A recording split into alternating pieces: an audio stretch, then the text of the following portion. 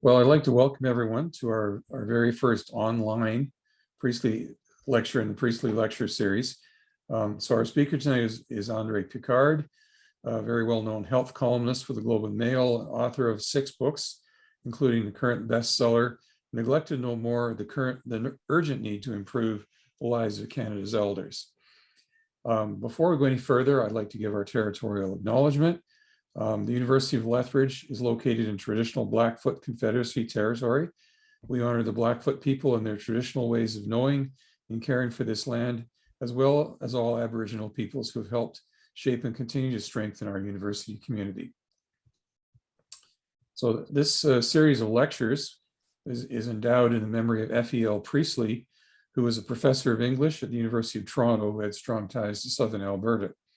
The aim of the series is, in the words of its terms of reference, to, quote, further the tradition of humane letters. And our speaker tonight has a long and honorable record of service in that tradition. Here I borrow from his official biography. André Picard has received much acclaim for his writing, including the prestigious Michener Award for Meritorious Public Service Journalism and being named Canada's first so-called public health hero by the Canadian Public Health Association. André is a graduate of the University of Ottawa and Carleton University and has received honorary doctorates from 7 universities, including UBC and the University of Toronto.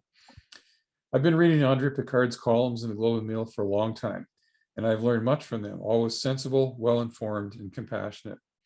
I even used a long ago column of his in a textbook of mine on environmental philosophy. So it gives me very great pleasure tonight to introduce our Priestley Lecture series speaker, André Picard. Great, thank you, Ken, for that very kind introduction. It's nice to be there, at least virtually, not in person. I was looking forward to visiting Lethbridge again, but hopefully I'll get there another time fairly soon. So as you heard in the introduction, I've written a number of books. The most recent is Neglected No More, The Urgent Need to Improve the Lives of Canada's Elders. So I want to focus on that tonight, on the very timely topic of elder care.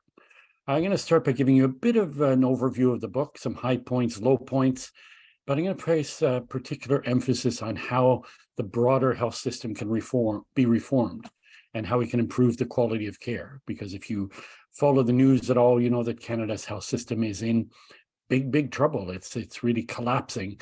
And I'll talk about some of that in passing, about why that's happening, because a lot of this has to do, our system is really about treating elders, and we're failing there, so the whole system is failing.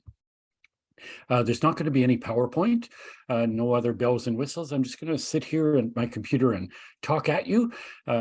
Maybe you can look at other things instead of my ugly mug, but I hope you get to listen and I hope you appreciate what I have to say. And I'm going to leave, please feel free to put questions in the Q&A, and I'll try and answer as many as possible after I talk for a while. So no one has suffered more during the pandemic than our elders, particularly frail elders living in institutional care. There have been almost 48,000 pandemic deaths in Canada so far, and about 22,000 of those have occurred in congregate settings, mostly long-term care homes, but to a lesser extent, retirement homes. So that's almost half of all deaths have occurred in these institutions where less than 7% of the population live. So very disproportionately affected. I call it in the book, what's happening, a massacre of neglect. When you factor in the elders living in the community, the number is even higher. And in fact, the large majority of pandemic deaths, more than 85%, have been in elders, in people over the age of 65. I'm not quite in that demographic, but I'm close. We need to ask ourselves why. Why did this happen? You know, why have our elders died in such shocking numbers? And we haven't gotten particularly worked up about it. We need to ask ourselves, why are they still dying of COVID? We still have about 40 COVID deaths a day in Canada, almost all of them older people. Now, older people, especially frail elders, are obviously more vulnerable because many of them have chronic conditions that weaken their immune system: heart disease, COPD, diabetes, osteoporosis, all kinds of things that make it a little more difficult to fight off bugs like COVID. But this is not just about biology. Biology plays a part, but only a small part. And it's certainly not because they were going to die anyhow. I have people tell me that every day. Well, this COVID's not a big deal. It's only old people dying. They were going to die anyhow. And I'll talk about that in more detail later, how it's not true. But the reality is most of the deaths that occurred were preventable. And they were preventable with fairly basic infection control measures, which we didn't embrace. So what we've seen in Canada, I think, is a shocking level of indifference about what happened during the pandemic. We've seen ageism rear its ugly head. And the reality is ageism is really baked into our public policies, and that has proved lethal time and time again, but never more so than during the pandemic. Now, I'm using strong words, strong condemnation, and I'm doing it purposefully, and I'm going to do it throughout the evening because I think it's appropriate. But I want to stress that all these failures that I'm going to talk about are almost all systemic in nature. You know, what happened to these 22,000 deaths, none of this was the fault of individual practitioners or workers. They're not the people to blame. If anything, they're also victims. You know, we're seeing burnout, seeing frustration, anger, because workers see how they had to deal with all these deaths and they knew they were preventable. And that's shocking to work in those conditions. You know, in fact, we make it exceedingly difficult through the structure and the administration of our health system for health workers to deliver good care consistently and efficiently. They really have to constantly fight against the system. And we make it even harder for family caregivers whose care is really essential. That's who does most of the care, is families. And we make it difficult for them because we take them for granted and we don't really give them a voice. And again, we saw this in spades during COVID, how families, these essential providers of care, were locked out of homes for a long time because that was a simple way for governments to deal with this: out of sight, out of mind. One of the reasons these massive numbers of deaths didn't get as much media coverage as they should have, because we were locked out of the homes. Now, I saw two polls recently about this issue. People are being polled a lot about elder care, about long-term care. And one of those polls said 90% of people never wanted to go into long-term care. In the other poll, it was only 85% said they never want to go. Some people in these polls said they'd rather die than go to long-term care. Now, I have to say, given the introduction you heard about what I talked about, I don't think these numbers are any surprise, especially given the carnage that occurred during COVID-19. But these numbers are nothing to rejoice about. They're actually very bad news because they tell us that trust has been lost to an alarming degree. And nobody benefits from this. Even though these are places people don't want to live, long-term care homes are actually essential. Some people have to be there for their safety because there's nowhere else for them to go. And they can't be something that people fear and dread. That's not the way to end your life, is at the end of life, be going somewhere where you feel is awful. Now, as you know, trust is a lot easier to lose than it is to regain. So this is really going to be an uphill battle to convince people that, yes, some people do need long-term care.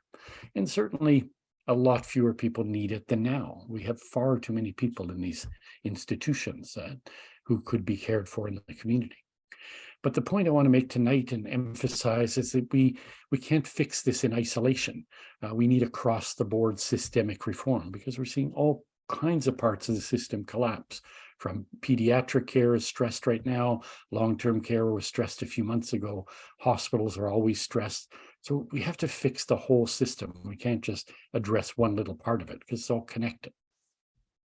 And we can't forget, as I've mentioned a couple of times already, that the vast majority of care, all kinds of care, from primary care through to long-term care, most of that is for older Canadians. Those 65 and older consume the large majority of care, about 2/3 of it, even though they consist of about 14% of the population.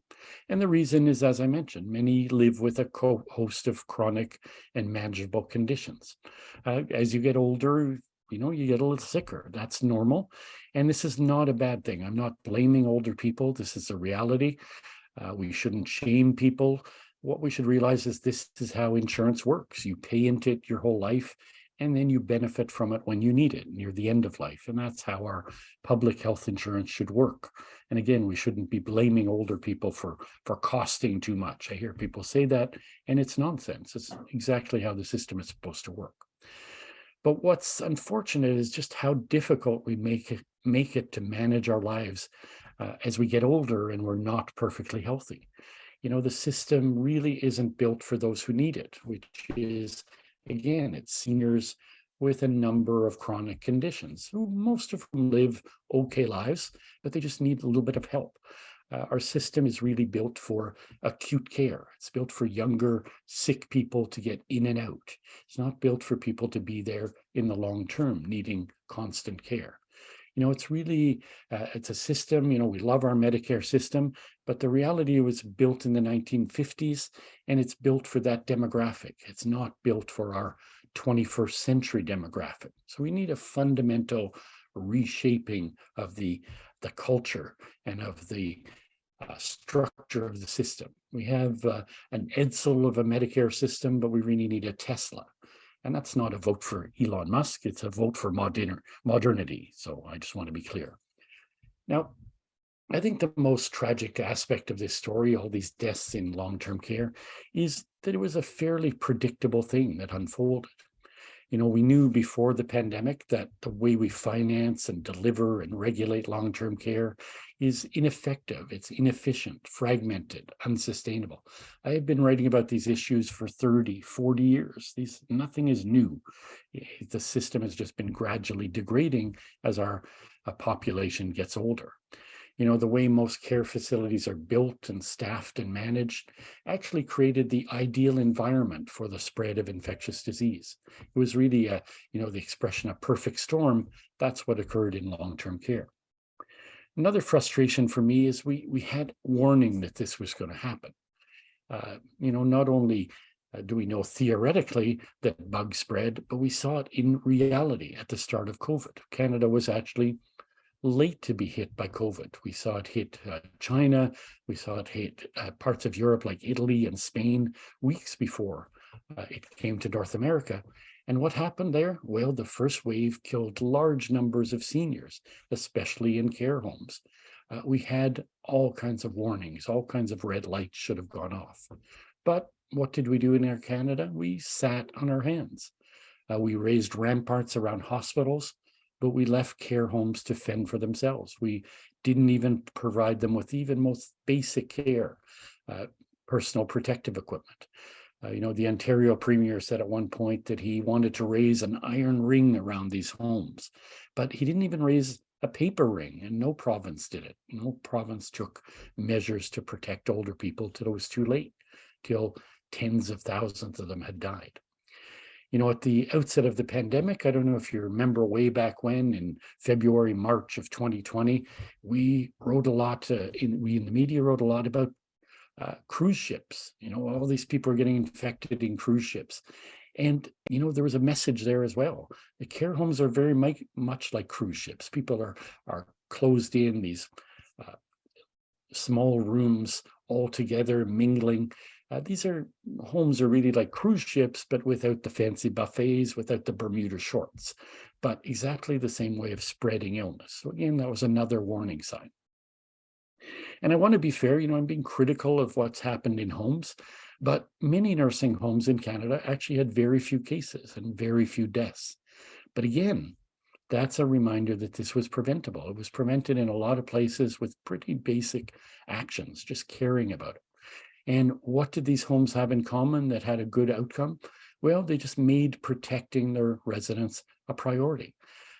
They knew that respiratory viruses are a big problem at the best of times. And they said, we have to really be careful. We have to do everything we can to keep them separated, to ensure that the virus doesn't get in. And a lot of that has to do with staffing, and I'll talk about that later. As a matter of policy, most jurisdictions didn't make protecting elders a priority, even though they knew they were more at risk. We left it up into individual homes. And some of them were able to do it and some weren't. Again, we made this mistake of protecting hospitals above all. And why did we do this? I think there are reasons we did it, not good ones, but they're understandable. First and foremost, our our system is very hospital-centric. Everything revolves around hospitals. They get most of the funding, and they have most of the power in our system because the system's about acute care. So again, they get all the focus, they get the attention. We also were influenced by our history. I don't know if many of you or all of you remember SARS. SARS was an outbreak that happened in 2003, a global pandemic, much smaller than COVID in retrospect, but Canada was the second hardest country in the world. So SARS really impacted us, and we should have learned a lot from it. There's many, many lessons in the SARS reports we did about COVID. And if we had listened to those reports, we wouldn't have had the COVID disaster that we did. Now, SARS was a little different. It was what we call a nosocomial infection, meaning it spread within hospitals. So we thought the new coronavirus, SARS-CoV-2 is the official name, would be controllable like the last one. We made the mistake of thinking that these viruses that are cousins would be identical twins, and they weren't. SARS was a global pandemic, but it wasn't that deadly. It killed 44 people in Canada back in 2003, and it killed 8,098 people worldwide. Now, during COVID, we had those numbers, those were daily numbers for much of the pandemic. So in retrospect, it doesn't look like a big deal, even though it was at the time. So, reminder, this coronavirus has killed almost 48,000 in Canada and 6.6 million officially around the world. But realistically, we know that the real death rate is probably 3 times that number, closer to 15, 18 million. And we'll only realize this down the road in retrospect, how bad the death count was. But it's probably the second worst pandemic in history after the Great Influenza, which killed roughly 50 million people. Anyhow, the point I was making here is that the assumptions we made about the coronavirus were wrong. And they were wrong because we thought it would just be another SARS, and it wasn't. But we did know that frail elders living in congregate settings are always at risk of viruses, especially respiratory ones. Many people die of the flu every year, thousands in care homes, but not 22,000, maybe 2,000. Anyone with even a passing knowledge of infectious disease knows this, how these outbreaks really target the frail elderly, how breathing issues really can degrade very, very quickly into pneumonia and death. And of course, anything that's new, a novel pathogen like this one, is going to be a much bigger threat than other ones because nobody has any immunity. They have no protection from prior exposure. And I wrote all this stuff. This, again, was not a secret. Even people like me who are not that bright. I wrote about this in January 2020, 2 months before our first COVID death in Canada. I was saying, we got to look out for elders. This is a real danger for spreading in Canada, especially in care homes. But again, we didn't put up those iron rings. We didn't heed the warnings of the experts and even of the non-experts like me. If anything, we greatly facilitated the spread of the virus, and we did it with poor staffing policies. Now, what we have in Canada is our care workers in these homes are very poorly treated. Many of them work part-time jobs. This is because institutions want to avoid paying benefits, so they have multiple part-time jobs, and they move between facilities. And this is why COVID was so bad in care homes. We had workers getting infected and bringing it from one home to the next. They were unwitting vectors. But again, this is not the fault of the workers. This is a fault of a structure that forced them to work in these conditions. So you can't blame the workers, even though they were the ones who brought the virus in, because people who live in care homes essentially don't leave. They're in too poor a condition. Now, I mentioned earlier that one of the things I find frustrating is people saying to me, these deaths were not a big deal. People are going to die anyhow. And that's false. A lot of people do die in care homes because they're at end of life, but mortality is normally about 1% a month. So in a place with 200 people, that's kind of the norm. 2 1 or 2 people a month will die. That's sort of sometimes 3. That's normal, 1%. But what we saw during COVID were death rates of 10, 20, 40. There were even some homes that had 50% death rates in a month. And again, this is really what I call in the book a massacre of neglect. We've never seen death on this scale in any population in Canada. And I think, the numbers are gruesome, but the way that some people died was even worse. We had in this country explicit policies that said if an older person in a care home gets COVID, they are not to be transferred to hospital. Again, we thought they were going to spread illness to people in hospital. The policy was leave them there, let them die. They're probably going to die anyhow. That's imagine your grandmother being treated that way. These are official policies. Most people died alone. The homes were understaffed. A lot of the staff were sick. There was no palliative care. Everybody who goes into long-term care is going to die. We know that. But it's one of the worst places in the country to get palliative care. It's almost never available. Certainly wasn't available during COVID. This just makes no sense as a policy. Everyone should be you should actually be glorified palliative care homes for people at end of life. We should make the remaining days as pleasant as possible, as pain-free as possible. But during COVID especially, we did the opposite. I think one of the most shocking things that happened during the COVID pandemic in Canada, maybe in the world, was that some of our elders died of starvation and dehydration. We know this. This was in the Canadian Forces went into a number of homes to do emergency to bail them out, and they recorded this. They detailed it, they documented it, how care homes were just abandoned. So many workers were sick that staff didn't show up. People were not fed, they weren't changed. They didn't even have water. They literally starved to death. And to me, this is unconscionable. And again, I think it's something that hasn't received adequate coverage. We've covered it in the media, but I don't think we've been angry enough about it. There was also a lot of collateral damage. COVID did things, but it also had impacts for people who were not ill. We locked down our care homes for months and months. To this day, there are care homes that still don't allow families in. And that is so impactful because families do a lot. They feed people, they care for them, they help them dress, they get them to the bathroom because, again, these homes are understaffed. People were isolated, they were lonely. There was deconditioning and decline that happened. And people died because of that as well, just because they were not taken care of. This is a devastating impact, but it's more difficult to calculate. We know the number of COVID deaths because you can do the test, but how many people died because they were just lonely, because their health went downhill because they were stuck in their beds for days and weeks on end, and no one to take them outside or take them down the hall even. These impacts were devastating. Families entrust their loved ones to these facilities, and I think they were betrayed in many, many cases. I think we're going to be pondering this probably in public inquiries, in civil lawsuits, in coroner's inquests for many years to come. There may even be criminal prosecutions for what we saw. People abandoning seniors to their own for many, many days. That's unconscionable. It may even be criminal. History tells us there's going to be reckonings, but I think nothing we can do in retrospect can be adequate. We've just really failed people on a large scale. Now, I know that's pretty harsh, pretty depressing.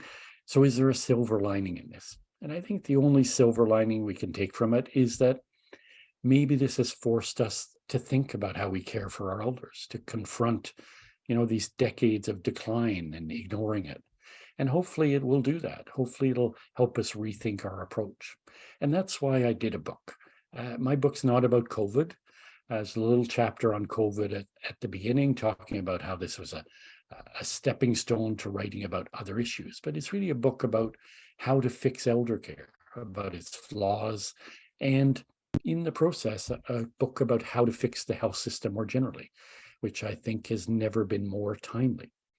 I say in the subtitle that doing this is urgent. We have an urgent need to care for our elders. But it's not only the aging demographic that needs urgent action, it's everyone. But the reality is the vast majority of care is for older people. If we get it right for them, we get it right for everyone. If we had good elder care in this country, we wouldn't have the problems we have in pediatric hospitals. That's a reality because it's all part of the same system. And we know that in the world we live in, there's going to be other pandemics and probably more deadly than COVID-19. The reality is it's not that deadly a bug. It hits so many people that there are a lot of deaths, 6 or 10 or 18 million. But imagine something that has a death rate not of 1%, but of 10%. And we're talking 60, 80, 100 million people dying. This is not unthinkable at all. In fact, it's very much a possibility. And some of this is because what's happening in the world, because of climate change. We're constantly encroaching on the territory of animals that carry these viruses, these novel viruses. COVID came from bats. We're infringing on their territory. The world is getting smaller and it's getting more dangerous. And we know too that a novel virus can travel around the world faster than the blink of an eye, certainly a lot faster than we can distribute personal protective equipment or develop vaccines. Again, we saw that in the COVID message. One of the messages was we just weren't ready, and that we're probably not ready for the next big threat whenever it comes. And the next one's not going to be 100 years. You know, we had 100 years between the great influenza and COVID. How many years between the next one? 20, maybe 10, maybe 5. We should be worried and we should get ready. And I don't want to pretend the change will be easy, but I think it's essential. You know, as I've mentioned a couple of times in passing, we've known for decades that our system was inadequate, particularly the elder care system, and we didn't act. You know, it's not clear to me if after tens of thousands of deaths, you know, we're approaching 50,000 deaths in Canada from COVID. I'm not sure we're any closer to taking action, but maybe the crisis that's happening in hospitals will be the extra push that we need. Now, the reality is some of this is because, as I mentioned earlier, that our society is profoundly ageist. And sometimes, and I say this as a person who's getting older, sometimes we're our own worst enemy. You know, we don't want to admit that we're going to need a little more help. There's all kinds of competing priorities out there, and older people are often out of sight and they're out of mind, so they're easy to forget. I think one of the worst things we do as individuals is we really catastrophize aging. We're often in denial. You know, who wants to get older? Seen as a bad thing. What it is actually is a miracle of modern science and public policy. People are living longer today than ever before. The vast majority of people, you know, I talk about a lot of people over 65 have chronic illnesses, but the vast majority of them are living in the community and very healthy and active. Because of my work, I'm lucky. I talk to a lot of 90 and 100-year-olds that are in really good shape. Who do you think, you know, we're out there playing tennis and sailing, setting marathon running records. I interviewed a 100-year-old running marathons at a world record. It's amazing how well people are doing. But some of us are going to break down and end up in care earlier than others. We're going to need care homes. And we should prepare for that. We should prepare for the worst case scenario, or at least the least likely scenario. We can't just be in denial, say, I'm not going to get old. That only happens to the neighbor. You know, I'm not going to lose my autonomy. I'm not ever going to need help for dementia. That's just going to happen to other people. It's not true. And I think we have to be realistic about this sector. Again, I talked about those polls earlier, how we're afraid of long-term care homes. You know, there's no question they're never going to win a popularity contest. This is not Disney World, you know, moving into a home with a bunch of other old people like you. That's not a great thing to think about. But not everybody can live in the community till the end. Most of us should be able to, and we should make that the priority. But long-term care is going to be essential for some. And if it is, then it has to be safe and it has to be dignified and it has to not be a place people fear. You know, I'm critical in my book about the sector, but it's not a condemnation of the sector. It's about larger themes that I've been writing about as a journalist for decades. You know, how do we, and big questions we have to ask ourselves if we're going to fix Canadian healthcare. How can we ensure that every person gets the right care, the right place at the right time? That's ultimately what a health system is about. But we don't think about those big questions. How do we structure our health and welfare system so everyone can live their life to their full potential? Not everybody can have the same life, but we all have a certain potential, and we should be able to live up to it, regardless of our abilities, our disabilities, etc. And I think, you know, we have to ask ourselves, how do we in all our healthcare interactions prioritize quality of life? I think we pay too much attention to how long does someone live instead of how well do they live. And I think that's what we should care about. Again, I talk to a lot of older people. You know, they don't care if they live at 85, if they can have those last couple of years with their grandchildren instead of living to 87 and being in a hospital bed. These are different things. The quality matters much more than the quantity. And again, that's why we see things, the popularity of things like MAID, like medical assistance in dying at the end of life. People want to live a good life till the end and not hang on just sort of for the sake of being alive on a machine, etc. You know, I think all those big questions that I ask, I think we fail our elders on all those counts, unfortunately. And I think one of the most tragic things for me about COVID was we have this generation that gave us Medicare, really, that was betrayed by it. And that's really sad. Now, none of the stuff I'm talking about is news. We know the system's breaking down. We know what's wrong with it. It's one of our favorite sports in Canada to talk about how horrible wait times are and how things are falling apart. And one of the things we do better than any country in the world in Canada is study our system. There's actually been at least 150 government-sponsored reports written about the shortcomings of Medicare. And it boggles the mind how all of them talk extensively about elder care for obvious reasons, because that's who uses the system.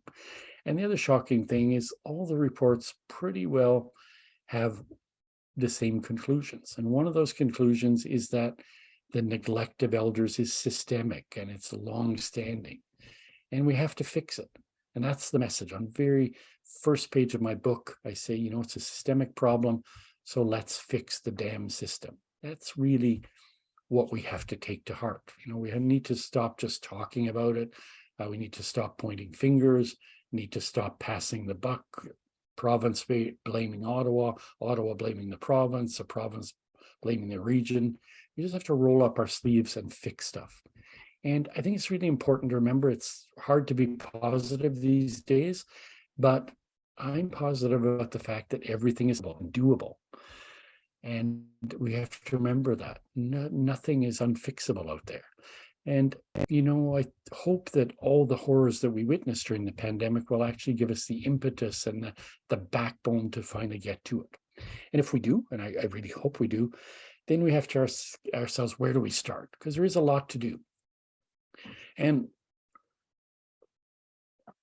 I think, again, I'm a big believer in starting with the basics. And I think one of the first things we have to do is change our attitude. We have to adopt this philosophy that says we value our elders and we want them to remain active members of our communities. I think that's what we all want for our own parents, for our own grandparents. We want them to stay home, want them to have good lives, and we should wish that for everyone aging in society. And I think once you have that goal, once you have that philosophy, everything is, you know, it's pretty well technical implementation. It's just plumbing. And that's what, you know, in my work, I get to visit countries all over the world to see their healthcare systems, to learn from them. And there are countries that deliver really excellent elder care. And that's what they do differently than us. They just have a different attitude.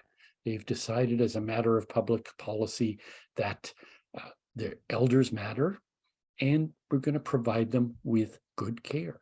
We're going to do everything we can to keep them as active members of society. So that's why countries like, in my book, I talk extensively about Denmark. It's kind of the gold standard. And that's what they do differently from us. They don't have any magic solution for helping people live longer. They don't spend more money. In fact, they spend less money than us, but they deliver care differently. They say everybody should stay at home as long as humanly possible. Canada, we have exactly the wrong thing, the opposite attitude. The first sign of you're getting rickety, you have a little bit of dementia, we stick you in a home out by the highway, out of sight and out of mind. One of the most important things to me is we should see people as they live. We should be seeing, there's what, 360,000 people with dementia in Canada. We should be seeing them every day. We should be seeing them in the grocery store, and we should be seeing them walking down the street, maybe doing weird stuff, but that's okay. We have to learn to integrate them in society and see this as normal rather than something to fear. And again, we have to ask basic questions about why we're not doing this. So I think in long-term care, we have a twofold challenge. One is, who needs to be there? And as I said a few times in passing, way fewer people than are there now. And how do we care for those who need to be there in a dignified manner? Now, in Canada, we have almost 400,000 elders living in institutional settings, half of them in nursing homes, half in retirement homes. That's, I mentioned before, about 7% of the population. In a country like Denmark, it's less than 3%. Way, way more people stay in the community. We have one of the highest rates of institutionalization in the world. And these really are institutions. One of the things that people have found most interesting in the book, things I've got the most feedback about, is I talk about the history of long-term care. It's actually came up through the penal system, through the jail system. It has nothing to do with healthcare, and it shows. We used to, as people were indigent, we didn't know what to do with them. We put them in these homes as they got older, and they had to work for their gruel, quite literally. They wore uniforms like prisoners. They had to work. They were in often rooms with 20 to a room, ward rooms. So this is not nice living. This was institutional penal living. And this system actually existed in Canada into the 1960s. In my lifetime, we still did this. We still institutionalized old people as if they were criminals, made them work, made them wear uniforms, etc. And anybody who's visited a nursing home, a lot of them looked like prisons. They're these big lock places with little windows. And you have to eat at a set time. You have rules. You have, I was going to say prison guards, but nurses and care aides telling you what to do all the time. This is not, I think, the kind of life many people want. In the book, I say that in Canada, we practice elder apartheid. We shut people away and we treat them differently. We really strip them of their rights and their citizenship. And again, that shouldn't be the default setting. A default setting should be that you stay in your home, whatever that home is. It can be an apartment, it could be a seniors complex, it could be your old bungalow, but you stay there as long as possible, and we bring the services to you. And this notion that is unaffordable is not true. It is, if we make it a priority. And what it's about is not necessarily more money. We'll talk about money in a second, but it's more about shifting our priorities, spending a lot more on home care and supportive housing and less on long-term care. Long-term care is very, very expensive because of the cost of infrastructure. You can do a lot of home care for the same price as what you spend building a $100 million home. But it's about philosophy. It's about investing in housing. It's about building community supports, public transit, Meals on Wheels, having people shovel your walk. The reason people end up in institutions is often for really ridiculous reasons like that. I can't get down the stairs anymore. I can't shovel the walk. The grocery store is too far. All this stuff is fixable within a community by getting people to pitch in. You don't have to lock people away. Isolation is very deadly. So we have to make sure people are part of their communities because they're also isolated in care homes. Again, the message being nursing homes are essential, but a last resort. And when we do put people there, we have to build the homes purposefully. They can't look like these 1940s prisons. The majority of people in long-term care have some degree of dementia. We know that. But very few facilities are built for the needs of people with dementia. And what do they need? They need to wander. So they need space to wander safely. They need places for their wheelchairs, big wide corridors. A lot of nursing homes the nurses call them corridors, these long narrow hallways where you can't even turn around a wheelchair, that have no light. In countries like Finland, they have a law that every resident of long-term care has to have a room with natural light and access to the outdoors. These are little things that matter to your quality of life. In Canada, we literally have stricter rules about how much wandering space a zoo animal is entitled to than we have for humans in care homes. There are actually 3 times as many inspectors looking out for the well-being of farm animals as there are inspectors looking out for nursing home residents. Well, what does that tell us about our priorities? I think it's really important for nursing homes to be home-like. 200, 300 bed behemoths, that's not where you want to live. Outside Toronto, they're currently building a home with 600 beds. Nobody wants to live in what's essentially a hospital without adequate care. I want to live in home-like facilities. And that's the way many countries are going. In Denmark, for example, care homes are always integrated into the community. They're paired with daycares and schools so that young people interact with older people every day, that it becomes normal. They're not invisible. I mentioned before, one of the things that bothers me the most is the invisibility of our elders in Canada. We send them off. So all this to say, there's a lot to fix. So where do you start? I talked about the philosophy a minute ago, but you have to do concrete stuff as well. And I think you have to start where the biggest problems exist. And there's no question the biggest problem in healthcare today is staffing. Healthcare is a people business, and we need sufficient numbers of people to provide care, and they have to be properly trained. And we have to treat them better. We saw this during COVID. As the sociologist Pat Armstrong famously said, the conditions of work are the conditions of care. If you treat your workers badly, we get bad care. And again, we saw this in COVID in spades. Our approach to care is really much too industrial. It's too task-based. It's not about people. It's about checking things off a list. I did this to a person rather than interacting with them. And again, I want to be clear, this is not the fault of workers. Workers would love to have the time and the ability to talk to people and care for them, but they just have to do tasks. And that's a structural problem, not a person problem. We have a lot of rhetoric in this country about heroism. Our health workers are heroes. But that's not how we treat them. We degrade them and we devaluate the workers, especially nurses and personal support workers, or care aides, as they're called in some provinces. There's no question that the number one issue is staffing across the board. We're literally bleeding health workers in this country. We're losing thousands monthly. And the workers who remain have a lot more to do, and that's going to send them out the door. But they also have more choice.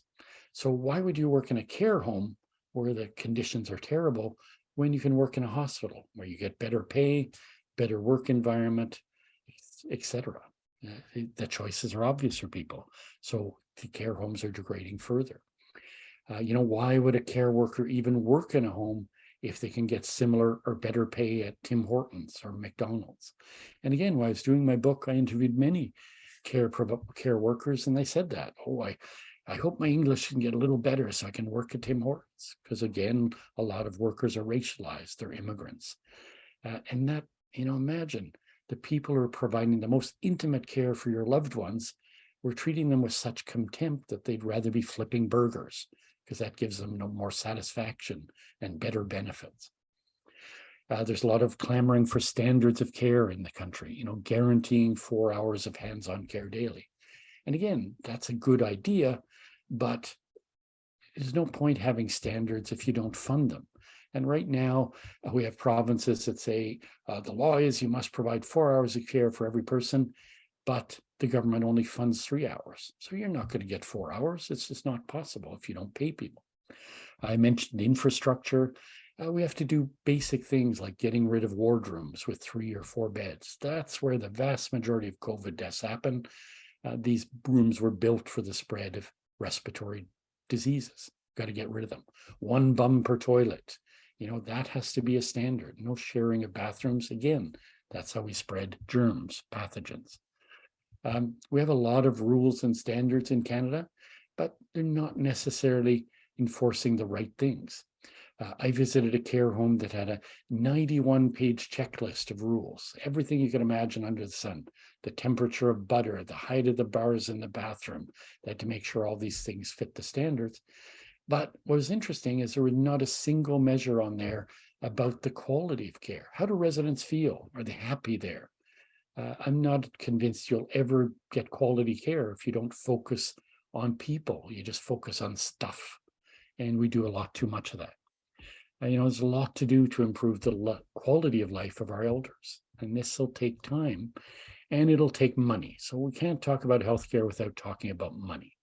So I'm often asked this, do we need more? I think probably, because we've neglected the sector for decades. But I'm not sure how much money is needed. I don't think it's as much as we think. As I said, a lot of countries do a lot better than us and they actually spend more. But this money question has been studied. So the Parliamentary Budget Officer is asked to do reports by members of Parliament, and they were asked about this. How much do we spend, and should we spend more? So what was revealed in this report is we spend about $13.7 billion a year on elder care in Canada. So we spend a lot of money already. And in the report, the PBO estimated that just to maintain the status quo, we need about $3.1 billion. So that's a big chunk of change, but it's not that much. They also calculated if you want to clear all the wait lists in Canada right now, and there's a wait list of about 52,000 people waiting for a long-term care bed, that would cost roughly $13.7 billion, so roughly a doubling of what we spend now. So is that doable? In theory, yeah, it's doable. It's about amount to about a 4% increase in our health spending. So not outrageous at all. Our healthcare spending actually increased 10% last year. So that's all doable. But the question becomes, is that how we want to spend the money? Do we want to just perpetuate the status quo? And I think the answer from what I'm saying is probably obvious, that no, that the reason other countries spend less is they do things differently. They spend it much more on home care, on subsidized housing, et cetera, to keep people in the community. But again, if we want to spend money, I'm not sure that's the barrier. During COVID, we were spending, at the height of COVID, about $1.5 billion a day reacting to the pandemic. So we spent, $150 billion on the pandemic. So it's not money that's lacking. It's deciding how to spend it and how to spend it wisely.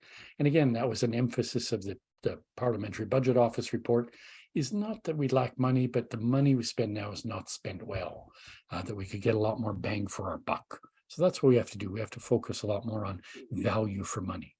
We don't necessarily need to spend doing more of the same. And of course, it's impossible to prevent the ravages of aging. Our society is getting older. People are going to need more help. So that's going to drive the budgets as well. But, if you can delay care, delay institutionalization, even for a couple of years, that actually results in tremendous savings. That's really what we have to do. Keep people healthier a little longer, and not to be crude about it, but then they die more quickly at the end. That is the ideal way of living and dying, and it's ideal for the system. So we have to do a lot more emphasis on that, on what they call secondary prevention, keeping people with chronic illnesses a little healthier than they are so they stay out of care. So all this to say, we need to fundamentally restructure elder care, and it doesn't necessarily have to cost a lot more. But this, innovation is really the key. It's the key to fixing elder care. It's the key to fixing the system overall. And I always reemphasize, we have all these solutions, these 150 reports I talked about, and we just have to start implementing stuff. And it's all about societal, political choices. I think, too, we need to find a way to integrate elder care into Medicare.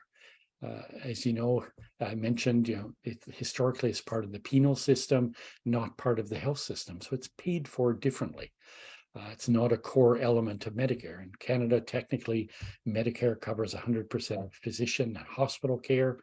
but it doesn't cover other stuff like home care, long-term care. We have different programs, subsidy programs, but it's not universally covered the way hospital care is. So if you're in the hospital, no bill, you can be transferred the next day. It can cost you a lot. A long-term care bed in Canada can cost anywhere from $2,000 to $15,000 a month. There are subsidized beds, of course, but there are too few of them. And you almost have to be indigent. You almost have to exhaust all your resources, all your assets to be eligible for so-called free care. And home care, again, is really lacking. It's designed for to be an extension of hospitals. So people getting surgery, they're sent home with home care. It's designed to be for temporary help. It's not designed for people living with a chronic condition to get long-term care. So many provinces cap the number of hours you can get at home to 3 hours a day. And that's obviously not enough if you have a lot of needs, if you have advanced dementia. So again, people end up in homes by default. If I look to a country like, again, the Netherlands, 10 hours a day of care at home is permitted, and they find that's more efficient financially. So, we certainly do things a lot differently. Now, the final thing I'll say, I want to stop so I can answer some of your questions. The final thing I want to say is, we talk about reform, as I've been doing. I talk about systems, I talk about structure, I talk about policies, and all these things matter. But what this is ultimately about is people. It's about individuals. It's about our parents. It's about our grandparents. And it's about our rights, but it's also about our obligations to people. Paying our whole lives into taxes, what do we get back? I think during the pandemic, patient-centered care really suffered a lot. I mentioned people being locked out for months and literally years sometimes. That's not the way people should be treated, isolated like that. And we have to get that patient consumer voice back into the mix. I think that's really urgent. People need choice as well. Choice is often a dirty word in Canadian healthcare, but we should have real choice about where we live out our final years. We don't just need care, but we need quality care and dignified care. We need connection to the community. We need citizenship. And I think once you put the emphasis on quality, everything else seems to work itself out. We're kind of obsessed with how much we spend and not enough on the quality, not enough about the value we get for money. Now, I think I've been harsh at some times in my comments tonight. I certainly am in the book, but I think what I've written is ultimately hopeful. And that may surprise you, but I think it's hopeful because I stress that everything is fixable. We know everything. We know all the problems. We know all the solutions. Healthcare, like elder care, is provided on a spectrum. We have some terrible homes, but a lot of good ones too. I mentioned a lot that didn't have any COVID, and unfortunately, a lot of mediocre ones in the middle. In the book, I do write a lot of positive stories. One of my favorite is about one of the last chapters is about Sunnybrook Veterans Center. So I use this as an example of a really good long-term care home. So Sunnybrook provides care to veterans, obviously by its names. The average age there is 96. It's almost everyone has dementia, and it's often described as the Cadillac of long-term care in Canada. And they have a pretty simple formula. They just say everything we do is built on a bedrock of respect. So we provide the care residents need and the care they want, which I think very different from many homes. Sunnybrook is often a destination where people want to go. The veterans look forward to it. When I get a little too sick to be at home, that's where I want to go. It's not a place they dread. And it's a place they don't dread because they know they're going to have a good life for those final days. I'm not a Pollyanna. I don't pretend people are not going to get sick and die. We all are going to. Not everyone is going to be living happily ever after in their family home until they pass away peacefully in their sleep after they ran their marathon at age 99. It's not Disney World. But what I care about is how we treat people as their health declines. I think about how I want to be treated. I want to emphasize again, over and over, every problem we have has been resolved over and over again. We have great pilot projects. We've solved every problem, but we don't scale them up. That's what we have to do. We have to start scaling up our successes and stop repeating our failures. I think almost all of us, if not all of us, love and cherish our mothers, our grandmothers. We want the best for them. And I think what we want and expect individually is something we should also want collectively. So in other words, that the solution to this, and again, I talk about this at the end of my book, is really we just have to give life to our values. And I think Canadians have really good values, but we just have to implement them and make them the reality in our health system. There were many, many hard-earned lessons delivered during the COVID-19 pandemic, but none was more pointed and more harsh and more urgent than the need to reform elder care. So I think we need to heed those lessons. We have to act on the many hard-earned lessons of COVID. After all, a pandemic would be a terrible thing to waste.